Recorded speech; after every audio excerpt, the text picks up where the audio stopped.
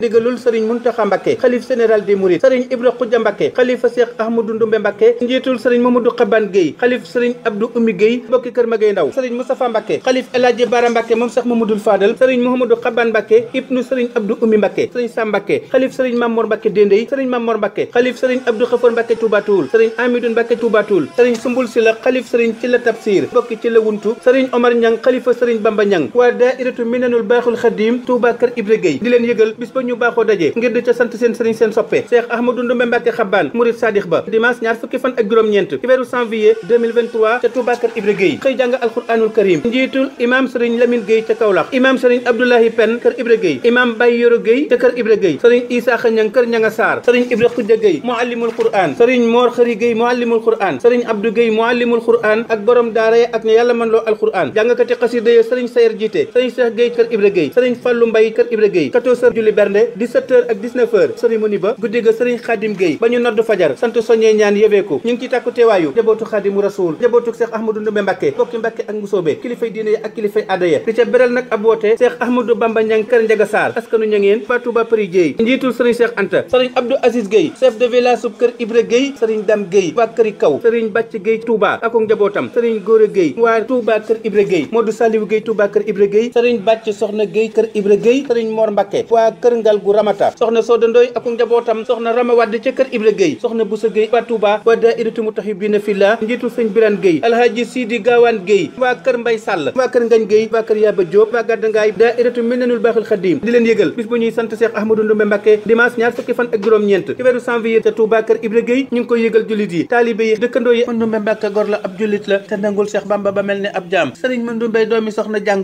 di mbokk jaay ko boole sukk ak raam sëriñ Mandumbe Mbàkke takk nag der ñeent fukki at sàkkat na bay baleb ruum sëriñ Mandumbe toj na àll tey bay lu ñor mu yot Cheikh Bamba daa jëloo mbuum sëriñ Mandumbe daana bojj dagg rangale ngar ya boole semb ak leem sëriñ Mandumbe na la yàlla may kër ca njëndey aljanna ya may ko say doom te yàlla aar njaboot gi gudd fan wér faj sunu aajo yi te yokk sun koom la qualité fait la différence